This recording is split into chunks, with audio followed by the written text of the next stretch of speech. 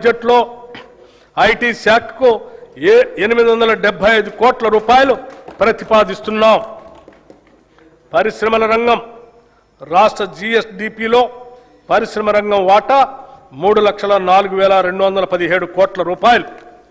తెలంగాణ రాష్ట్రం పరిశ్రమలకు ఇస్తున్న ప్రాధాన్యతను గుర్తించి ప్రపంచంలోనే వివిధ కంపెనీలు పేరొందిన సంస్థలు తెలంగాణలో పెట్టుబడులు పెట్టడానికి తరలి వచ్చాయి. వివిధ పరిశ్రమలతో రాష్ట్ర ప్రభుత్వం చేసుకున్న ఎంఓయూలు అమలు పర్యవేక్షణకు ప్రభుత్వం ప్రత్యేకంగా స్పీడ్ విభాగాన్ని ఏర్పాటు చేసి దాని రాష్ట్ర ప్రధాన కార్యదర్శి ఆధ్వర్యంలో నిర్వహిస్తుంది. Raising and accelerating MSME performance ద్వారా రాష్ట్రంలో 140 మహిళా సంఘాల ఆధ్వర్యంలోని వ్యాపారాలను వేగవంతం చేయడానికి ప్రత్యేక కార్యక్రమం చేపట్టింది. 33 జిల్లాల్లో మారుమూలన ఉన్న మహిళలను కూడా చేరుకునేటట్లుగా ప్రీ ఇంక్యుబేషన్ కార్యక్రమం చేపట్టాం. దివ్యాంగులు, ట్రాన్స్జెండర్లు, మైనార్టీలు, ఆదివాసీలు వంటి వర్గాలకు చెందిన మహిళా వ్యాపారులకు ప్రత్యేకంగా ఇంక్యుబేషన్ గ్రౌండ్ స్థాయి ఎంఎస్ఎంఈలకు ప్రాధాన్యత ఇస్తున్నాం. తెలంగాణ పశ్చిమ ప్రాంతం ముఖ్యంగా కొడంగల్ పరిసర ప్రాంతంలో రాబోయే సంవత్సరాల్లో ప్రధాన పారిశ్రామిక కేంద్రంగా అభివృద్ధి చెందనుంది. ఈ నేపథ్యంలో రాబోయే రేడియల్ రోడ్ 2 సమీపంలో భారీ పారిశ్రామిక పార్కుల కోసం ప్రభుత్వం భూములను సమీకరించేందుకు ప్రణాళికలు రూపొందించింది. దీనితో పాటు కొడంగల్ మల్టీపర్పస్ ఇండస్ట్రియల్ పార్క్ను కూడా అభివృద్ధి చేస్తాం. కేంద్ర ప్రభుత్వం సహకారంతో జహీరాబాద్ ఇండస్ట్రియల్ స్మార్ట్ సిటీ ప్రాజెక్టును అభివృద్ధి చేస్తున్నాం. ఇది 3,245 ఎకరాల విస్తీర్ణంలో జాతీయ పారిశ్రామిక కారిడార్ అభివృద్ధి కార్యక్రమంలో భాగంగా అమలవుతుంది. మన రాష్ట్రం నుంచి సరుకు ఎగుమతులు 1,61,843 కోట్ల రూపాయలకు చేరి దేశంలో 7వ స్థానంలో ఉంది.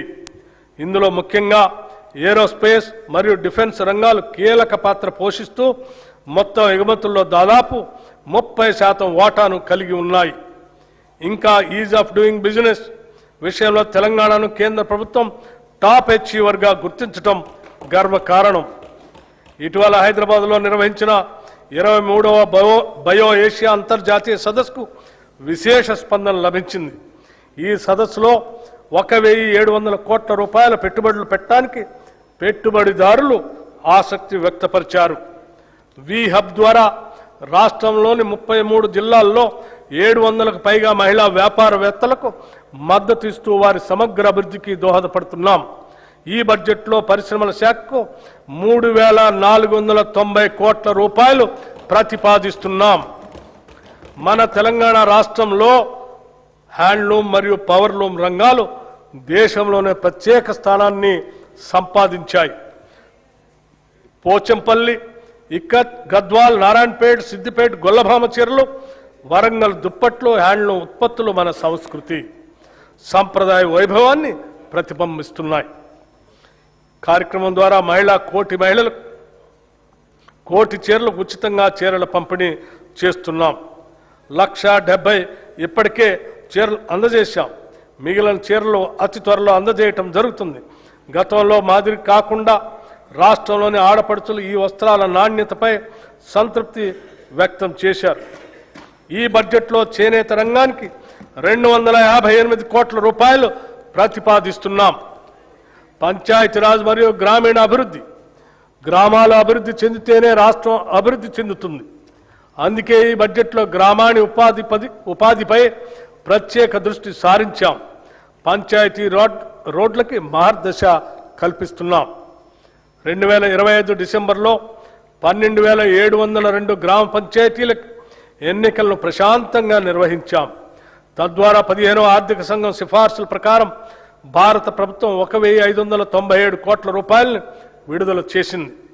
ఎన్నికైన సర్పంచ్ అందరికీ 5 రోజులు సమగ్ర శిక్షణను కూడా అందించాం. మహాత్మా గాంధీ జాతీయ గ్రామీణ ఉపాధి హామీ చట్టం భారతదేశ ఆత్మ గ్రామాల్లోనూ ఉన్నది అని మహాత్మా గాంధీ అన్నారు. గ్రామాల్లోని పేదరికాన్ని, నిరుద్యోగాన్ని తరిమి కొట్టడానికి ఒక అస్త్రంలా మహాత్ముడి పేరు మీద అప్పటి యూపీఏ ప్రభుత్వం తీసుకొచ్చిన గొప్ప చట్టమే మహాత్మా గాంధీ జాతీయ గ్రామీణ ఉపాధి హామీ చట్టం. ఇది కేవలం ఒక పథకం కాదు, ఇది సామాన్యుడికి కల్పించిన ఉపాధి హక్కు. ఈ పథకం గత 2 దశాబ్దాలుగా పల్లెల్లో ఒక నిశ్శబ్ద విప్లవాన్ని తెచ్చింది. ఏటా 100 రోజుల పని గ్యారంటీ ఇవ్వటం ద్వారా వలసలను అరికట్టి కూలీల్లో 50% పైగా ఉన్న మహిళలకు మహిళా సాధికారితను ఇది పట్టుకొమ్మగా నిలిచింది. కానీ ప్రస్తుత కేంద్ర ప్రభుత్వం MGNREGA స్థానంలో VBG రామ్జీ అనే కొత్త పథకాన్ని తీసుకొచ్చింది. మన తెలంగాణ శాసనసభ ఈ కొత్త చట్టాన్ని ఏకగ్రీవంగా వ్యతిరేకించింది. పాత చట్టం ద్వారా కేంద్రం 90% నిధులు ఇస్తే ఈ చట్టం ద్వారా కేంద్రం 60% నిధులు మాత్రమే ఇస్తుంది. మిగతా 40% నిధులు రాష్ట్రం భరించాలని నిబంధన పెట్టింది. ఇది మళ్లీ వలసలను ప్రోత్సహించే కార్యక్రమం. తెలంగాణలో 90% మంది లబ్ధిదారులు SC, ST, BC వర్గాల వారే. బడ్జెట్ పరిమితుల వల్ల వీరి జీవనోపాధికి పెను ప్రమాదం పొంచి ఉంది. హ్యామ్ రోడ్లు రాష్ట్రంలోని పంచాయతీరాజ్ ఇంజనీరింగ్ డిపార్ట్మెంట్ ఎంపిక చేసిన రహదారులను హైబ్రిడ్ యాన్యుటీ మోడ్ విధానంలో నిర్మాణం, అభివృద్ధి, నిర్వహణ చేసేందుకు ప్రతిపాదనలు సిద్ధమయ్యాయి. మొదటి దశ కింద 96 నియోజకవర్గాల పరిధిలో 7,450 కిలోమీటర్ల గ్రామీణ రోడ్ల నిర్మాణం చేపట్టడం జరుగుతుంది. ఈ విధానం ప్రకారం 40% వ్యయాన్ని రాష్ట్ర ప్రభుత్వం భరించగా మిగిలిన 60% రాయితీదారు పెట్టుబడి పెడతారు. ఈ 60% రాష్ట్ర ప్రభుత్వం 15 సంవత్సరాల కాల పరిమితి 30 యాన్యుటీల్లో తిరిగి చెల్లిస్తుంది. ఈ రోడ్ల నిర్వహణ బాధ్యత పెట్టుబడిదారుడికే ఉంటుంది. ఈ ఆర్థిక సంవత్సరంలో 2,980 కిలోమీటర్ల రహదారుల్ని నిర్మించాలని ప్రతిపాదించడమైనది. ప్రస్తుత ఆర్థిక సంవత్సరంలో నగదు చెల్లింపుకి 1,372 కోట్ల రూపాయలు అవసరం అవుతుంది. ఈ బడ్జెట్లో పంచాయతీరాజ్ గ్రామీణ అభివృద్ధికి 33,688 కోట్ల రూపాయలు ప్రతిపాదిస్తున్నాము.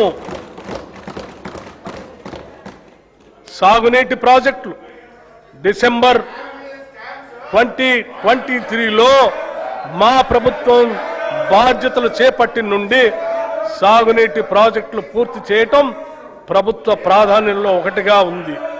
కృష్ణా గోదావరి జలాల్లో తెలంగాణకు దక్కాల్సిన న్యాయమైన వాటా కోసం గౌరవ సుప్రీంకోర్టు, ట్రిబ్యునల్, చట్టబద్ధమైన సంస్థలు, భారత ప్రభుత్వం వంటి ప్రతి వేదిక పైన మా ప్రభుత్వం సమర్థవంతంగా పోరాడింది. మా ప్రభుత్వానికి గతంలో పెండింగ్లో ఉన్న అనేక ప్రాజెక్టులు వారసత్వంగా వచ్చాయి. క్యాపబిలిటీ ప్రస్తుతం కొనసాగుతున్న మరియు పెండింగ్లో ఉన్న ప్రాజెక్టులైన పాలమూరు రంగారెడ్డి ఎత్తిపోతల పథకం, మహాత్మా గాంధీ కలవకుర్తి ఎత్తిపోతల పథకం, జవహర్ నెట్టెంపాడు ఎత్తిపోతల పథకం, రాజీవ్ భీమా ఎత్తిపోతల పథకం, మక్తల్ నారాయణపేట కొడంగల్ ఎత్తిపోతల పథకం, ఎలిమినేటి మాధవరెడ్డి శ్రీశైలం ఎడం కట్టు గాలువ ప్రాజెక్ట్, ఉదయ సముద్రం డిండి ఎత్తిపోతల పథకం, మహాత్మా గాంధీ ఎత్తిపోతల పథకం, జాన్పాడు ఎత్తిపోతల పథకం, మోతే ఎత్తిపోతల పథకం, జె చొక్కారావు దేవాదుల ఎత్తిపోతల పథకం, సీతారామ ఎత్తిపోతల పథకం, చిన్న కాళేశ్వరం ఎత్తిపోతల పథకం, Gouravelli project, Errapalem Jawaharlal lift irrigation project, Triveni Sangamam, Pulimadugu వాగు, కొమరం భీము, చిక్మాను వాగు, కేరామేరి మండలంలో అమ్మవారి, మడగాస్కర్, లెండిగూడ, జైనూర్, మంటో, రోసి, మల్టా మినీ రిజర్వాయర్ మరియు ఇతర ముఖ్యమైన ప్రాజెక్టులు పూర్తి చేసే దిశగా మేము కృషి చేస్తున్నాము. గత ప్రభుత్వం చేసిన చారిత్రక తప్పిదాన్ని మా ప్రభుత్వం సరిదిద్ది ఉమ్మడి ఆదిలాబాద్ జిల్లాలో డాక్టర్ బిఆర్ అంబేద్కర్ చేవెళ్ల ప్రాజెక్టులు కూడా చేపడుతుంది అని తెలియజేస్తున్నాం. గతంలో ప్రభుత్వం సకాలంలో పూడిక పనులు చేపట్టకపోవటం వల్ల అనేక ప్రాజెక్టులో పూడిక పేరుకుపోయి రిజర్వాయర్లో నీటి నిల్వ సామర్థ్యం తగ్గిపోయింది. భారత ప్రభుత్వ జలశక్తి మంత్రిత్వ శాఖ వారి జాతీయ పూడిక తీత మార్గదర్శకాల ప్రకారం ఇప్పటికే ఆదాయ ఉత్పత్తి విధానం ఆధారంగా పైలట్ ప్రాజెక్టుగా చేపట్టిన కడెం, లోయర్ మానేర్ డ్యాం మరియు మిడ్ మానేర్ డ్యాం ప్రాజెక్టులతో పాటుగా శ్రీరామ్ సాగర్ ప్రాజెక్ట్, ప్రియదర్శిని జూరాల ప్రాజెక్ట్, మూసీ నాగార్జున సాగర్ ప్రాజెక్టులో కోల్పోయిన నీటి సామర్థ్యాన్ని పునరుద్ధరించడానికి మేము పూడికతీత పనులను చేపడుతున్నాం.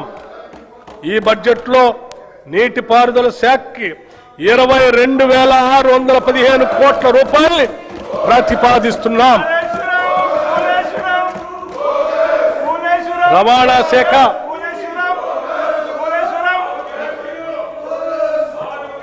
తెలంగాణ రాష్ట్ర రవాణా శాఖ పరిధిలో 1,82,00,000 నమోదిత వాహనాలు ఉన్నాయి. వ్యవసాయ మరియు త్రిచక్ర వాహనాలు చెందిన 11,75,000 వాహనాలకు 105,16,00,000 రూపాయలు పన్ను మినహాయింపులు మంజూరు చేశాం. ఎలక్ట్రిక్ వాహన విధానం కింద 1,06,000 ఎలక్ట్రిక్ వాహనాలకు 856,98,00,000 పన్ను మినహాయింపులు ఇచ్చి పర్యావరణ పరిరక్షణకు తోడ్పడుతున్నాం. దీని ద్వారా ప్రభుత్వానికి రాబడి తగ్గినా పర్యావరణ పరిరక్షణ విషయంలో వెనకడుగు వేయటం లేదు. రాష్ట్ర వ్యాప్తంగా రోడ్డు భద్రతా చర్యలను మరింత కఠినతరం చేశాం.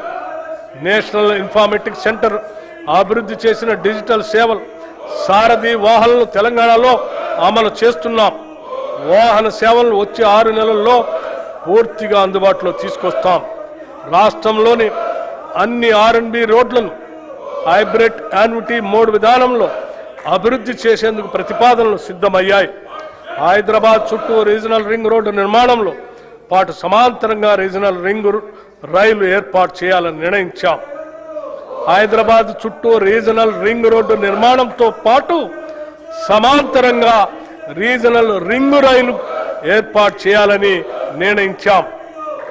నూతన విమానాశ్రయాల అభివృద్ధి, వరంగల్ విమానాశ్రయం కోసం భూసేకరణ పూర్తి చేసి నిర్మాణపు పనులు వేగవంతం చేస్తాం. ఆదిలాబాద్ విమానాశ్రయం మాస్టర్ ప్లాన్ తుది దశలో ఉంది. ఈ బడ్జెట్లో రవాణా రోడ్డు భవనాల శాఖకు 12,789 కోట్ల రూపాయలు ప్రతిపాదిస్తున్నాం. న్యాయశాఖ సత్వర న్యాయం, సమన్యాయం అనే లక్ష్యంతో న్యాయశాఖను బలోపేతం